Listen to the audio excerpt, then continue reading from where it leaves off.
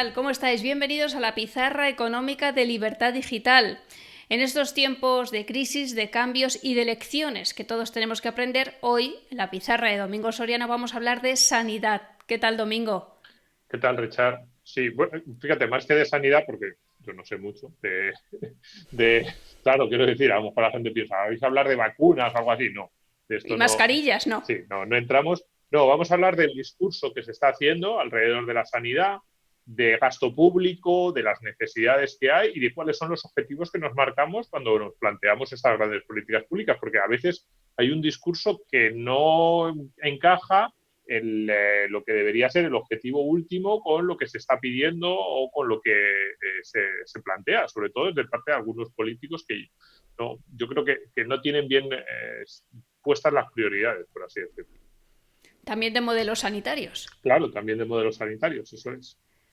Venga, pues ¿por dónde empezamos, Domingo? Bueno, empezamos por esa noticia, Pedro Sánchez, en la que dice que habría que blindar en la Constitución la sanidad y algunos servicios públicos. A mí esto me parece muy grave porque al final la Constitución tiene que ser un marco general dentro del cual todas las opciones políticas se puedan convivir. Entonces, claro, cuando alguien te plantea quiero blindar en la Constitución esto, suena a quiero hacer que sea inamovible mis opciones políticas y que da igual. Fíjate que Domingo Sánchez añadía más allá de las ideologías. Claro, pero suena exactamente a lo contrario. Suena a quiero que la Constitución diga que a partir de ahora la gestión sanidad y otros servicios públicos sea como yo quiero que sea.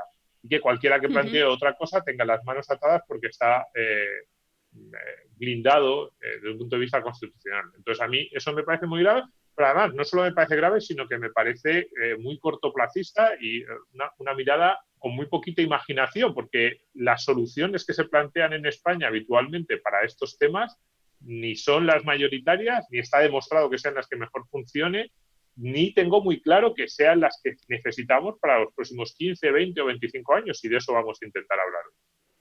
Sabes que Pedro Sánchez decía, claro, esto de blindar la sanidad pública en la Constitución para que en el futuro lo que hemos vivido no vuelva a pasar, como si la culpa hubiera sido del sistema sanitario, del modelo sanitario. Claro, por ahí van, ¿no? Un poco las quejas son lo que nos ocurre ahora es culpa de los recortes. Esto es muy cuestionable. Fíjate, yo hoy ni siquiera iba a hablar mucho de esto, pero es evidente que países que gastan mucho menos que España eh, y que han sufrido, esto sí, porque en España los pocos recortes o ajustes de gasto que hubo se han recuperado con mucho. Estamos ya en niveles de máximo gasto, gasto público y gasto sanitario. Pero países que sufrieron recortes mucho más importantes como Portugal o Grecia lo han hecho mucho mejor en la gestión de esta crisis, con lo cual en esta crisis en concreto queda claro que no, que el problema ha sido de decisiones políticas. Ahí podemos discutir si era inevitable, si no, si nos ha pillado un poco mala suerte como a Italia o si han sido decisiones malas del gobierno. Fíjate que yo hoy no quería entrar mucho en eso, pero lo que sí que es evidente es que ese discurso de lo que ha ocurrido es culpa de los recortes se deshace en cuanto uno mira, simplemente compara las cifras con las de cualquier otro país de la Unión Europea. Pues hablando de comparar, vamos a comparar gasto público, ¿te parece? Sí, sí, porque en ese sentido, el doble discurso que se ha tratado de hacer o que se está tratando de vender es que el problema es de gasto público, que hay que proteger, que hay que tener que un Estado fuerte es igual a un Estado grande, es un poco el planteamiento número uno, y luego, en segundo lugar, que una buena sanidad, una sanidad de mucha calidad, que proteja frente a crisis como esta y en general, que cubra bien a sus ciudadanos, solo se consigue con una enorme inyección de gasto público sanitario y con esos estados grandes que tienen bueno, pues eso, que también se gastan mucho dinero en sanidad. Bien, las dos cosas yo creo que llevan muchos años, hace muchos años que descubrimos que es mentira y esta crisis lo está demostrando. Pones ejemplo de varios países. Claro, ponemos cuatro países, Corea y Singapur, España y Francia. Corea y Singapur con un nivel de gasto público muchísimo más bajo al habitual en Europa y que tienen sistemas sanitarios pues bastante buenos. De hecho, Singapur en muchísimas métricas y en muchísimos informes internacionales aparece como el país del mundo con el mejor sistema sanitario, con un nivel de gasto público bastante reducido. Y Corea, pues algo parecido. Y ese tipo de métricas que en muchas ocasiones salen así, en esta crisis se han demostrado todavía, digamos, o han desmentido todavía más ese discurso preponderante de que solo con un gasto público enorme es posible tener grandes sistemas sanitarios. En esta crisis son dos de los países que mejor lo han hecho, partiendo de una situación de más dificultad que la nuestra, porque estaban más cerca de China, muchos más intercambios comerciales, turísticos de todo tipo con China, y sin embargo, partiendo de esa situación más complicada, lo han hecho mucho mejor. Cuidado, esto no quiere decir que solo se pueda hacer bien, o sea, solo puedas tener un buen sistema sanitario imitando el de Singapur. No, yo no estoy diciendo eso. Esa es otra discusión que podremos tener otro día. No, yo lo que estoy diciendo es que el discurso predominante en España, que es solo el sistema sanitario español, 100% público, y con una enorme inyección de fondos públicos que tiene que ser muy superior al actual, solo eso garantiza un buen sistema sanitario. Entonces, eso es mentira. No es cierto. Hay muchos modelos que pueden garantizar un buen sistema sanitario. ¿Cuál vamos a escoger nosotros? Bien, esa es la discusión en segundo lugar. Pero no digamos que solo el modelo actual en España lo garantiza, que por eso empezábamos con la noticia de Pedro Sánchez, porque lo que viene a decir la noticia, no solo Pedro Sánchez, hemos escuchado declaraciones de muchos miembros del gobierno en las últimas semanas, que lo que viene a decir es solo si consolidamos, si blindamos, si protegemos y si gastamos muchísimo más en un sistema sanitario con la estructura que tenemos ahora, podremos afrontar los retos del futuro o podremos tener una sanidad de calidad. Esto es lo que queremos desmontar. Lo que simplemente, cifras muy sencillas como las que estamos dando, podríamos dar muchos más, desmiente.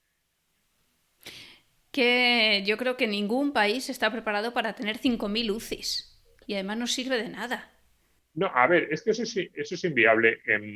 El tema de si es posible mantener un sistema sanitario preparado para una epidemia como esta, no tendría mucho sentido, y es que además tendría unos costes.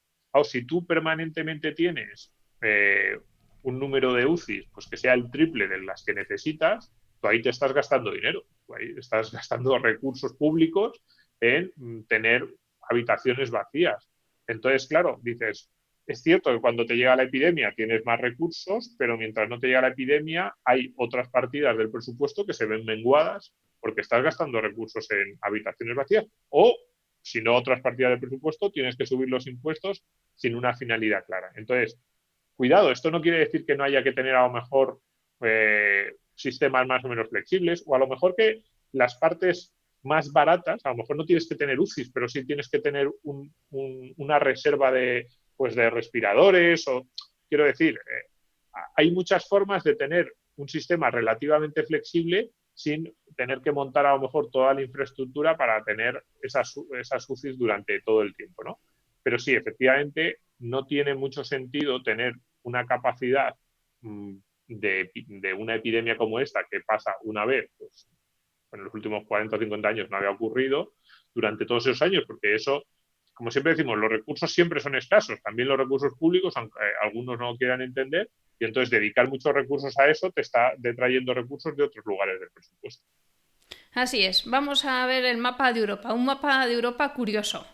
Claro, entonces, estas primeras cifras que hemos dado, lo que queríamos reflejar es, no es necesario un Estado mastodóntico para cumplir con servicios públicos de calidad. Cuidado, una cosa que no quiero que se me olvide. Normalmente cuando planteamos el Estado, se asocia Estado grande con Estado fuerte.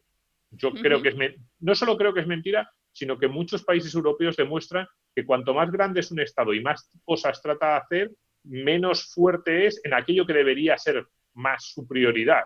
Desde luego en tema de justicia, seguridad pública, pero también en los servicios públicos esenciales. Porque además Corea y Singapur, que no quiero que se me olvide, no solo en sanidad, por ejemplo, en las pruebas PISA, no solo en las pruebas PISA, en las pruebas en general de educación, el nivel educativo, son dos de los países en los que mejor lo están haciendo desde el punto de vista educativo, también con niveles de gasto que no siempre son más altos que otros países con los que se les compara.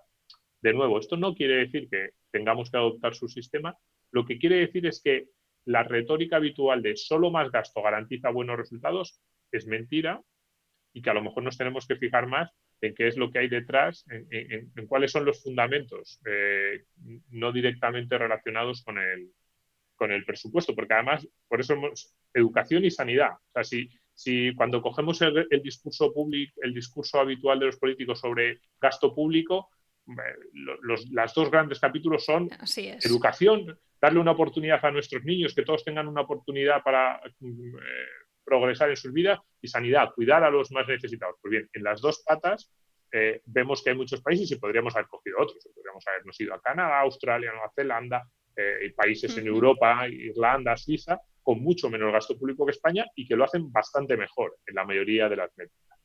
Y sí, en Europa ahora nos centramos en sanidad, y en ese mapa de Europa lo que queremos decir es, lo que hay reflejado son los dos grandes modelos sanitarios.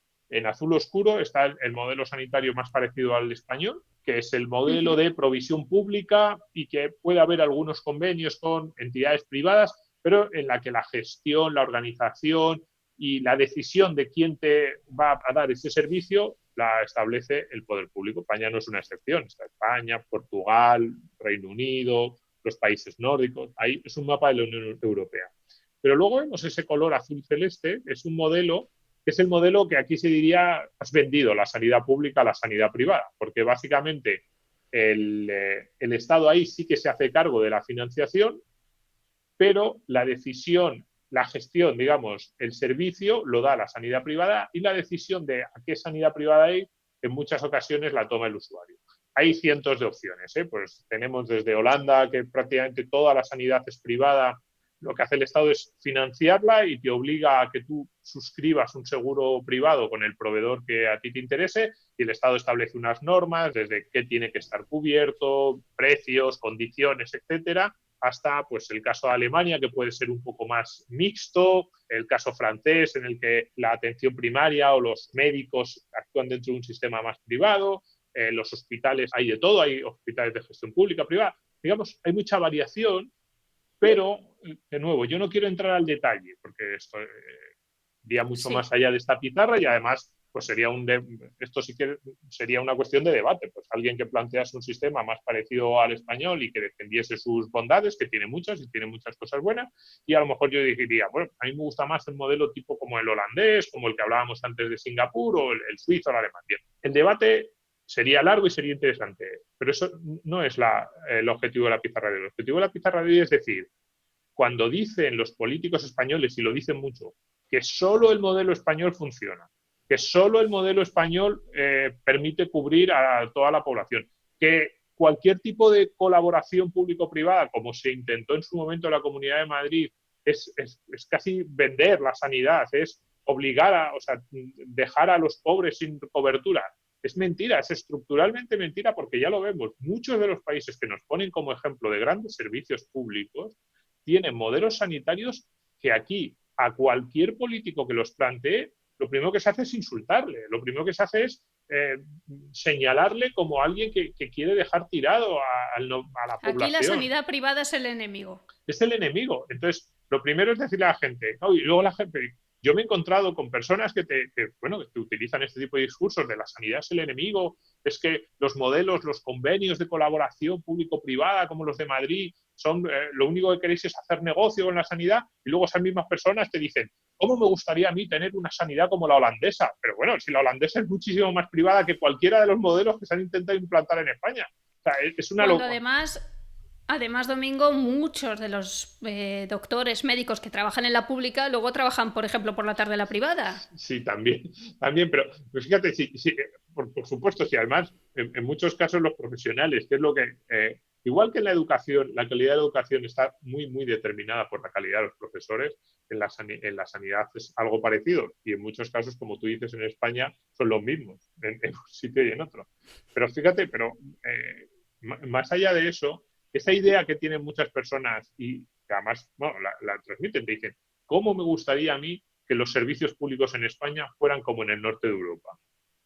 Y luego les dices, bueno, pues vamos a ver cómo son los servicios públicos en el norte de Europa, que además es un modelo que yo, probablemente mi solución estaría más cerca de modelos más liberales, pues hemos hablado de Singapur, Suiza, bueno, otros países. Pero Ujú. cuando te pones a hablar con ellos, les explicas cómo son los servicios públicos en el norte de Europa y te dicen, no, no, no, yo no quiero eso, quieres privatizar la sanidad. Y dices, pero no me estabas diciendo que a ti te gustaría que el servicio público fuera como el de esos países. No, no, no, no, no. Entonces, es ese absurdo, y ese absurdo proviene de un discurso político peligrosísimo, el de blindar, el de solo el sistema sanitario, tal y como es ahora en España, y sin ningún tipo de cambio, ya ese es el único que podemos plantear en el debate. Y eso es lo que yo quiero romper y decirle a la gente, vamos a pensar un poquito y sobre todo, mira lo que está ocurriendo en otros países, incluso en esos países que tú mismo pones como modelo. Un índice para medir la calidad de la sanidad es hablar del número de camas hospitalarias. Bueno, sí, hay más que camas por millón de habitantes, es el porcentaje que nosotros estamos tratando de reflejar qué porcentaje de camas hospitalarias provee el sector público y el privado. Y simplemente es para que nos Ujú. demos cuenta de lo que decíamos antes, ¿no? De que existe una enorme variedad de sistemas y que el caso español es quizás más excepción que norma. Cuidado, el caso español con matices, porque en el caso español en realidad los convenios público-privado llevan funcionando en prácticamente todas las autonomías desde hace décadas y han funcionado muy bien. Esa es otra cosa que a mí me extraña mucho, que cuando un político simplemente quiere o ampliar esos convenios o cambiar algo de la normativa, se le ataca cuando es la norma. De hecho, hay mucha gente que a lo mejor va a hospitales de gestión privada y casi ni lo sabe. Lo que se hizo en Valencia hace... No hablas de Carmen Calvo, ¿verdad? No, ella sí sabe que la Ruber es Vale. privada. Pero en Valencia, el modelo Alcira, que el nuevo gobierno valenciano Ujú. desmontó, había estado funcionando durante años de forma muy interesante, con unos datos realmente buenos, incluso con las propias mediciones del gobierno valenciano y auditorías independientes, y la gran mayoría, un porcentaje alto de sus usuarios, ni siquiera sabían que ese hospital estaba funcionando con ese modelo mixto de gestión privada-pública. Entonces, es que no tiene ninguna lógica. El nivel del debate que se establece en España es absurdo. Cuidado, que, de nuevo, vuelvo a lo que decía antes. Esto no quiere decir que todos los convenios de colaboración público-privada sean buenos. Yo he visto algunos que eran horribles, porque ponían los peores incentivos al contratista y al Ya. político. No, no, no, hay que hacer las cosas bien. Pero, desde luego, ese debate absurdo de solo el modelo español, solo el modelo eh, de gestión 100% pública garantiza una sanidad pública, es mentira y lo demuestran pues, bueno, la infinidad de modelos diferentes que hay en toda Europa, incluso en los países que más ponemos como ejemplo. Y acabamos con preguntas, ¿no, Domingo? Sí, porque en el debate sobre la sanidad, siempre, en el momento en que empieza el debate sobre sanidad, se empieza a hablar de recortes, de gasto público, y esto es algo que no solo ocurre con la sanidad, ocurre con muchos servicios públicos. Y aquí nos tenemos que preguntar cuál es nuestro objetivo. Si el objetivo es gastar más o el objetivo es mejorar las ratios, la eficiencia del sistema sanitario.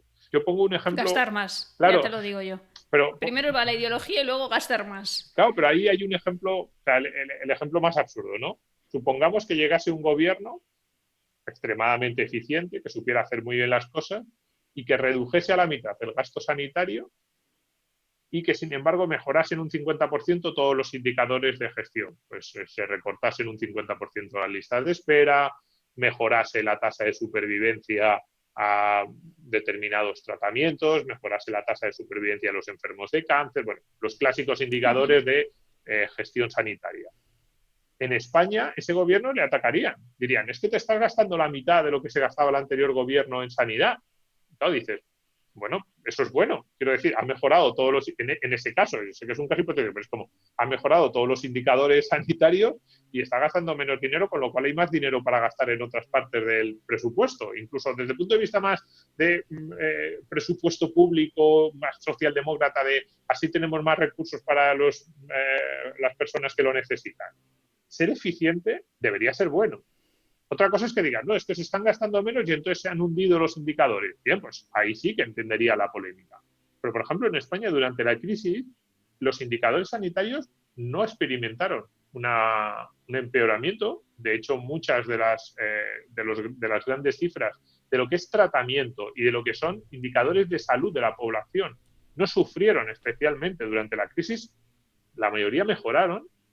Con lo cual dices, y entonces decían, bueno, pero se han hecho muchos recortes. Bueno, si es así, lo que habría que hacer es aplaudir a los gestores de las diferentes comunidades autónomas por haber sido capaces de no dar un servicio peor, teniendo que ajustar un presupuesto que era lógico ajustarlo porque te había caído la recaudación y mitad una crisis enorme. Pero en Y España, llegando, como dices, a todos los que lo necesitan. claro, pero en España solo miramos el presupuesto. Entonces, por eso empezábamos con los datos de países como Singapur y Corea. Es como lo que deberíamos mirar son los indicadores sanitarios, no cuánto nos estamos gastando. Y sí que deberíamos decir, vamos a tratar de gastar de la forma más eficiente posible. Cuidado, yo, por ejemplo, en España, uno de los grandes gastos sanitarios, que es el sueldo de los médicos, de los enfermeros, de las personas, yo creo que ahí deberíamos hacer un esfuerzo, y no lo digo solo en esta crisis, lo he dicho muchas veces, corremos el riesgo de que poco a poco haya una fuga de talento, de que los chavales jóvenes que están pensando qué estudiar empiecen a decir la profesión, las profesiones relacionadas con la salud no son muy atractivas porque desde el punto de vista económico no lo son. Entonces yo creo que ahí nos deberíamos replantear como país, oye, ¿podemos hacer algo para conseguir pagar mejor a las personas, a nuestros sanitarios, con un buena esquema de incentivos, con una carrera laboral bien diseñada? Yo creo que esa es una de las grandes temas que deberíamos plantearnos como sociedad. Pero mirar solo el gasto sanitario no tiene ningún sentido. O el gasto sanitario per cápita, pero esto es como en educación. O sea, en educación a veces se coge cuánto gasta cada comunidad autónoma en educación. ¿Y qué? O sea, lo que deberíamos mirar es qué resultados tienen. ¿Cuál es qué tasa de titulados universitarios? ¿Cuáles son las notas en exámenes equivalentes, tipo PISA, equivalentes para todos? ¿Cómo comparan los estudiantes de cada comunidad autónoma con los estudiantes de otro sitio? Pero el gasto debería ser casi una cuestión, o sea, digamos, secundaria en el debate. Pues en España es lo principal. Bueno, recomendamos ahora nuestra pizarra de educación, ¿te acuerdas? Sí, Que claro. además comparamos gasto de cada comunidad con los resultados. Claro, es que eso es muy importante. Estuvo muy bien. Al final, ese Claro. es lo que deberíamos mirar son resultados, no gastos. Y cuidado, si alguien está gastando mal o está consiguiendo unos resultados muy pobres, a lo mejor dice, oye, hay determinadas partidas de gasto que deberíamos incrementar o a lo mejor hay, pues lo que decía antes de los sueldos de los médicos, también se podría mirar con los profesores. Algo que te gusta a ti mucho, lo de cómo incentivar la innovación. Claro, porque ese es el último punto. Para mí, yo creo que el sistema sanitario español es relativamente bueno, sobre todo en relación coste-resultado. Sobre todo una vez, yo siempre digo que el sistema sanitario español, a mí me da la sensación, y por las métricas de las comparativas internacionales, que es bastante bueno una vez que llegas al hospital. El problema es llegar al hospital. Es decir, que en muchas ocasiones las listas de espera, el tiempo que pasas hasta que ves al especialista, hasta que ese especialista te pone te da cita para una prueba, luego la prueba. O sea, cruzar conseguir llegar a cada uno de esos pasos es complicado, más que complicado, es muy largo, el tiempo se demora mucho, pero luego la atención que te dan una vez que tienes esa cita con el especialista para hacerte la prueba es bastante buena. Pero claro, eso es un problema, porque a lo mejor hay gente que bueno, pues el demorarse mucho determinadas pruebas o la atención, pues acaba empeorando su salud o acaba siendo la enfermedad mucho más grave de lo que hubiera sido al principio. Pero quiero decir esto, con esto que decías de la innovación, porque yo creo que el segundo problema que tiene el sistema público español puede ser el de la innovación y eso puede ser muy importante de cara al futuro.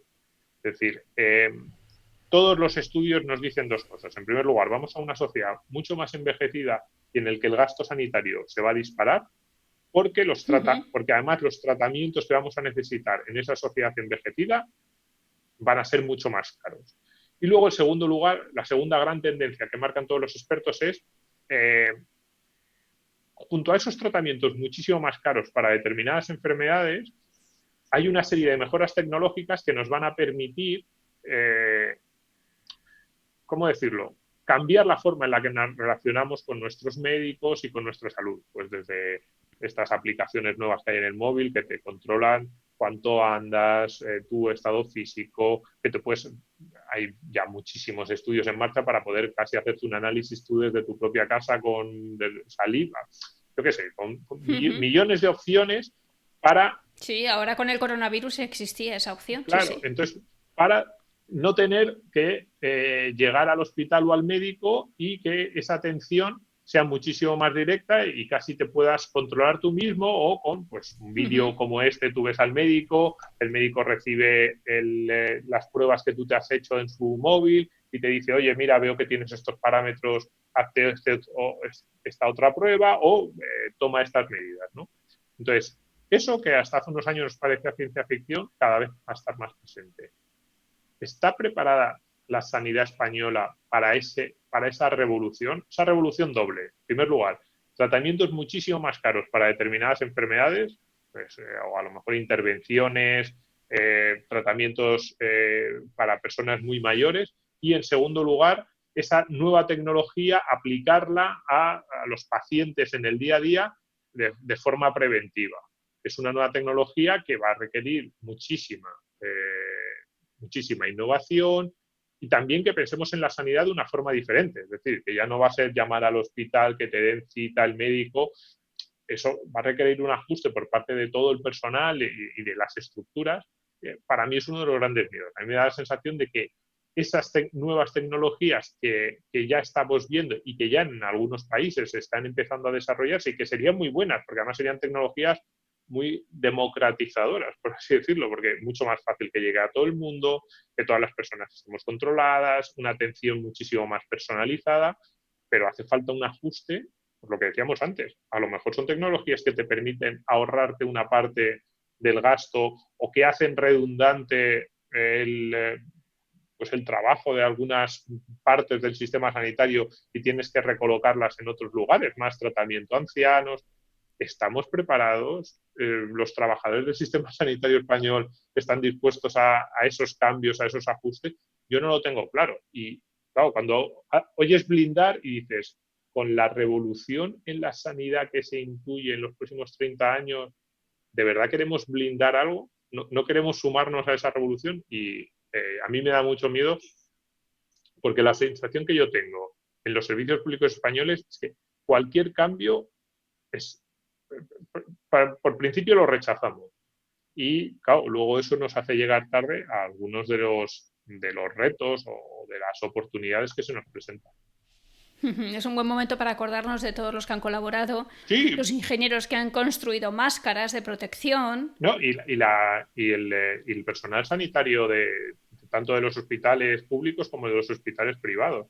Además, crisis como estas demuestran algo que hemos dicho muchas veces en esta pizarra, que los incentivos de los que hemos hablado antes no son solo monetarios. Es decir, aquí ha habido mucha gente que se ha puesto a trabajar por una mezcla de orgullo profesional, o sea, que se ha puesto a trabajar muchas más horas de las que debía y ha ido muchísimo más allá de su deber y en riesgo de su vida, y muchos de ellos han perdido la vida simplemente porque sentían que era lo que tenían que hacer. Es decir, esa es una de las grandes mentiras. Además, a mí me parece muy feo cuando los políticos hablan también de gasto público, parece que es que el personal sanitario solo se mueve por el dinero o solo lo único importante es el sueldo. No.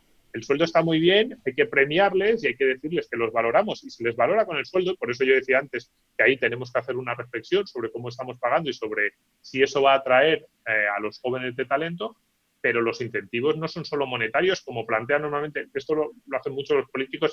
Los políticos que más hablan de que no hay que pensar en el dinero son los únicos que cuando hablan de recursos públicos parece que lo único importante es el dinero, cuando hay muchísimas más cosas relevantes ahí.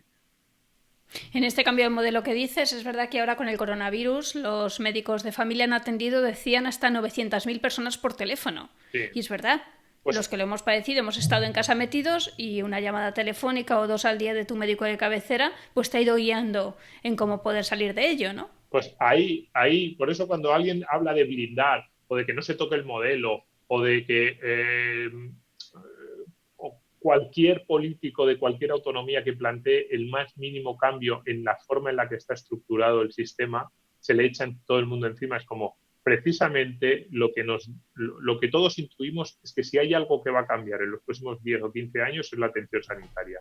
Tenemos que tener el modelo más flexible y más adaptado a esas nuevas oportunidades. Y en realidad en España muchas veces lo que queremos es fosilizar lo que tenemos. Y parece que cualquier colaboración, cualquier tipo de mirada que no sea al esquema rígido en el que estamos actualmente, es impensable, pues directamente un ataque a los derechos más fundamentales de las personas. Eso es lo que queríamos retar con esta pizarra y, bueno, no sé si alguien en el gobierno nos escuchará, pero digamos, miremos con un poquito más de amplitud de mira.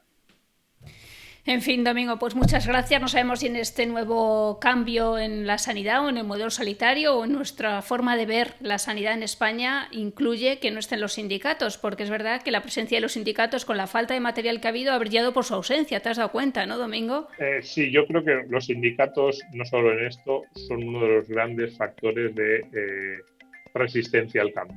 Y siempre, y por ahí hay un problema, pero bueno, también te digo, o sea, también les dedicamos a ellos esta pizarra a los sindicatos del sector sanitario para que le den una pensada a cómo España puede subirse a esas nuevas tendencias en temas de salud y de gestión sanitaria que todos intuimos que van a revolucionar la forma en la que nos tratan, en la que nos tratamos y en la que nos curamos.